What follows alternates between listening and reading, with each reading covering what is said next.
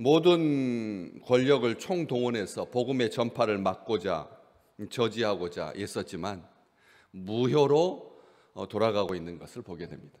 원천 봉쇄할 수 있다고 생각했고 또 절대 뚫릴 일이 없는 옥에다가 가두어 뒀으니까 자기들이 필요할 때마다 언제든지 넣었다가 뺐다가 할 수 있다고 그렇게 생각했습니다. 아주 안전한 금고처럼. 그래서 자기들이 주도권을 장악하고 자기 임의로 무엇든지 할 수 있는, 영향력을 행사할 수 있다, 아주 안전하다, 비밀이 새나가지 않는다. 이 사람들이 가지고 있는 1차적인 정서는 뭐냐면 이건 참 건강한, 저는 우리 많은 사람들이 그렇게 생각하잖아요. 26절에 있는 것처럼 백성들이 돌로 칠까 두려워했다. 백성들을 두려워하는 것이, 이것은 건강한 생각이죠.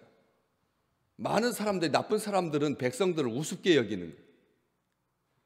겉으로는 백성들을 위하는 것 같으나 진짜 백성들을 위하는 것이 아니라 자기가 명성을 얻고 자기가 명예를 얻고 자기가 권력을 얻기 위해서 수단으로 사용하는 것이 백성이지, 백성들을 위하는, 진심으로 백성들을 사랑하는 그런 권력이, 최고 권력이 있었나? 우리는 그래서 세종대왕을 좋아하는 거죠.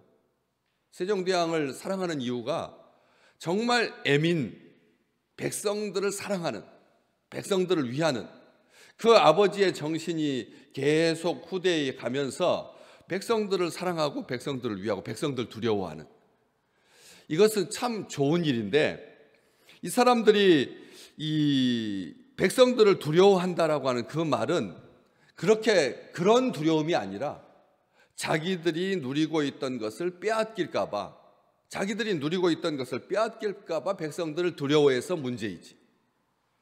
이 사람들은 옥에, 자기들이 장악한 그런 곳에, 언제든지 오라고 가라고 할 수 있는 곳에, 그리고 길들일 수 있는 곳에 사도들을 투옥하고 불법으로 감금하고 그렇게 있었는데, 정작 사람들을 보내서 사도들을 데리고 오라고 했더니 이 부하들이 가서 옥에서 사도들을 보지 못하고 돌아왔다. 보지 못했다.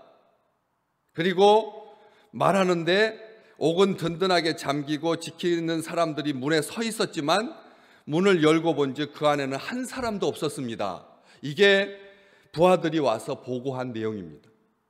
정말 개미 새끼 하나 빠져나갈 수 없을 만큼 안전하고 튼튼하고, 그리고 철옹성 같고 국가시설이고 견고해서 결코 범죄 집단들이 그런 국가시설을 함부로 창문을 뜯어낸다거나 해서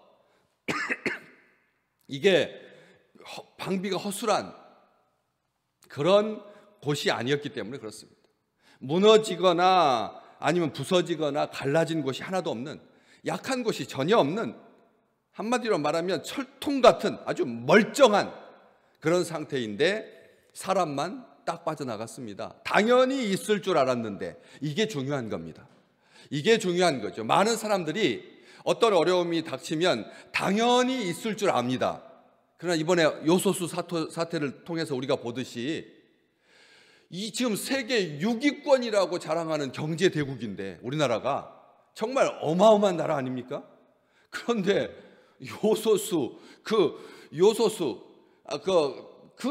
그게 이렇게 동이 날 줄을, 이렇게 어려움에 처할 줄 왜 몰랐을까요?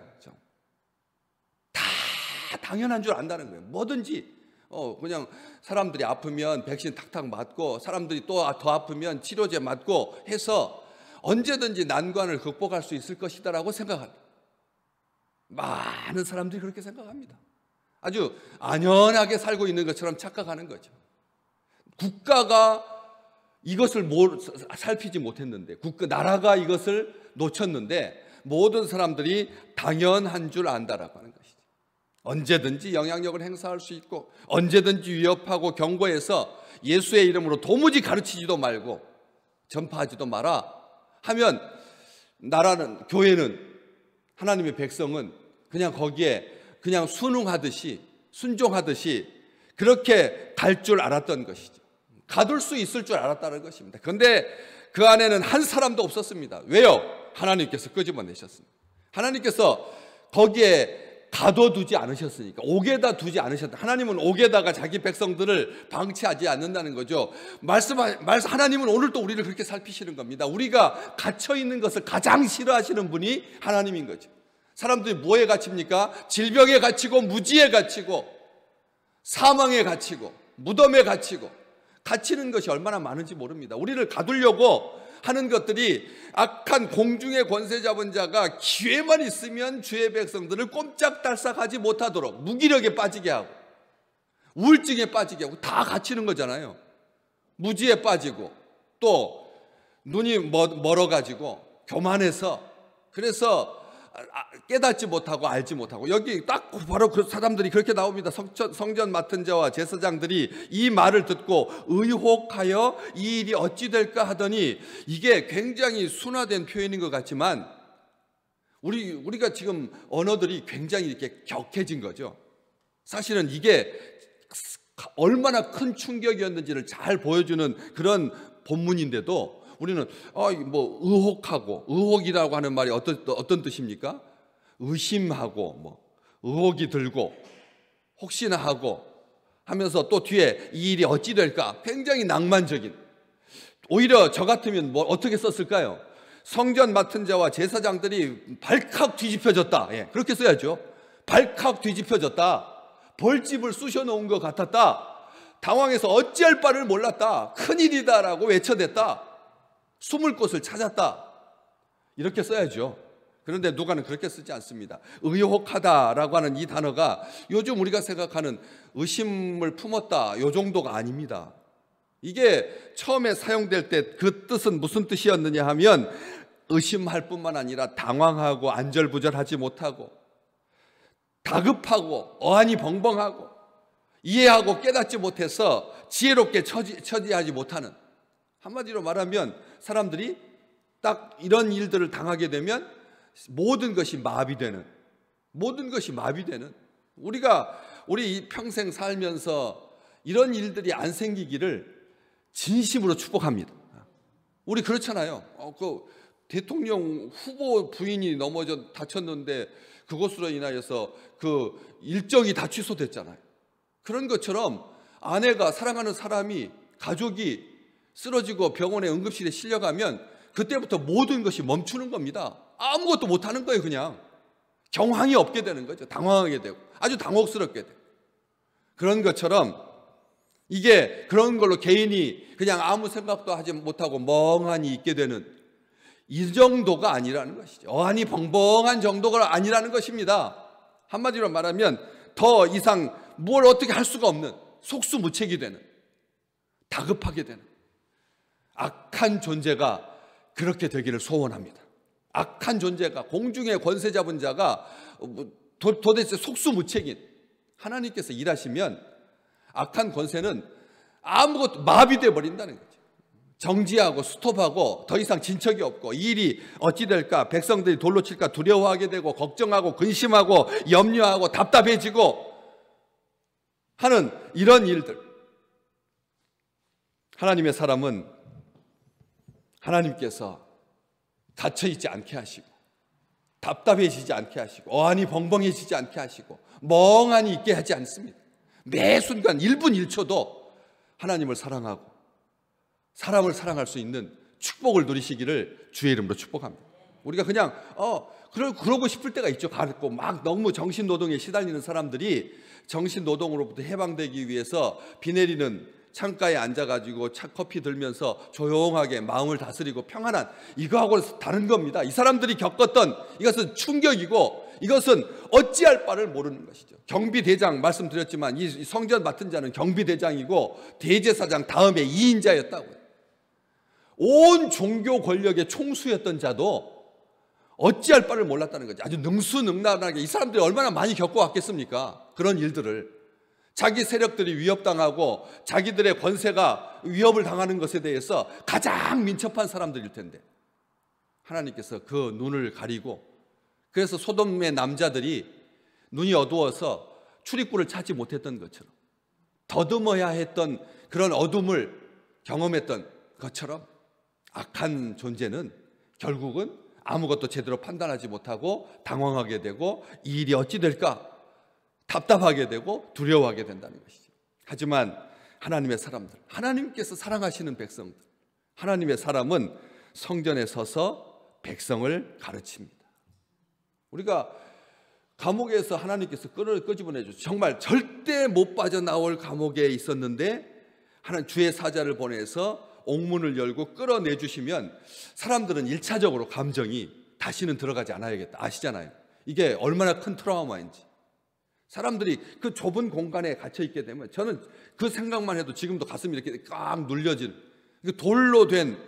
돌로 된 감옥은 정말 이게 어떻게 뚫을 수가 없잖아요. 나갈 수가 없잖아요. 그러니까 그 희망을 딱 정지시키고 희망을 놔버리게 만드니까, 그러니까 사람이 더 절망하게 되고 더 답답하게 되는 것이죠. 정말 끔찍한 그런 곳에 다시는 들어가고 싶지 않으니까 도망가야죠. 피해야죠. 이 일이 지나갈 때까지 잠시 좀 자기도 정리하고 그래야 되는데, 사도들은 뭐 했습니까?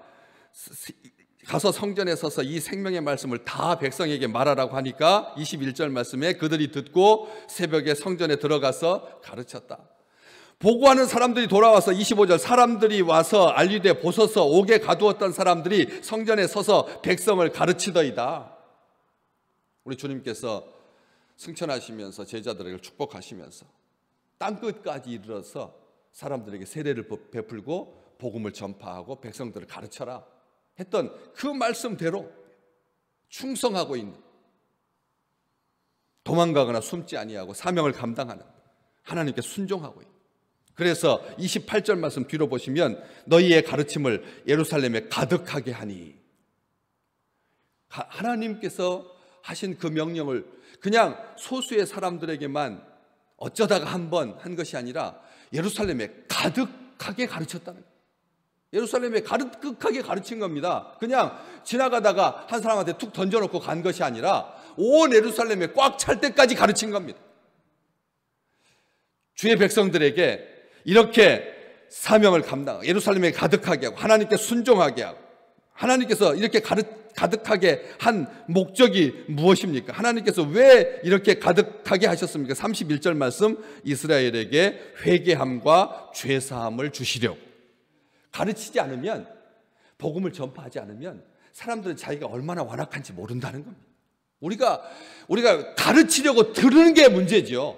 가르치려고 자기의 경험을 가지고 다른 사람들을 가르치려고 드니까 문제지, 복음을 가르치는 것은 하나님께서 명하신 일입니다.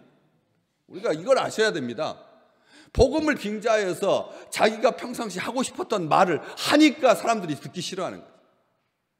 복음만 순수하게 가르치는 게 아니라 그걸 빌미로 해서 자기가 그에게 평상시에 강조했던 말을 하니까 듣기 싫어하는 거예요. 진정 순수하게 이스라엘을 회개하고 죄사함 주시려고 하는 하나님의 그 뜻을 가르치는 게 중요해요. 하나님은 이런 것 원하지 않으신다. 오늘도 이 말씀 받고 가서 사랑하는 사람들에게 가서 뭘 말하겠습니까? 하나님은 자기 백성 갇혀 있는 것을 원치 않으신다. 이게 하나님의 뜻이잖아요. 하나님을 따르지 않는 사람들은, 하나님을 대적하는 사람들은 어안이 벙벙하게 된다. 의혹하게 되고, 그리고 이 일이 어찌 될까 염려하고 근심하고 걱정하게 되고 우울하게 되고 답답하게 된다. 하나님께서 자기 백성들을 사명을 온전하게 감당하게 해주신다. 어두움과 그리고 갇힘이 사라지게 하고, 기쁨과 평안이 충만하게 하시고, 감사가 넘치게 하시고, 예수 그리스도의 빛으로 가득 채워주시고 자유케 하신다. 예수를 그리스도라고 가르치게 된다. 42절 말씀, 그들이 날마다 성전에 있든지 집에 있든지 예수는 그리스도라 하고 가르치기와 전도하기를 그치지 아니하니라 했던 것처럼, 오늘 또 우리 주님께서 그리스도라는 것을, 우리 주님께서 주님이시라는 것을 우리의 삶을 통해서, 가르침을 통해서 예루살렘에 그 복음이 충만하게 됐던 것처럼 이 나라가 그냥 경제적으로 유기로 만족하지 아니하고 진정 복음으로 가득한 나라가 되기를 간절히 축복합니다.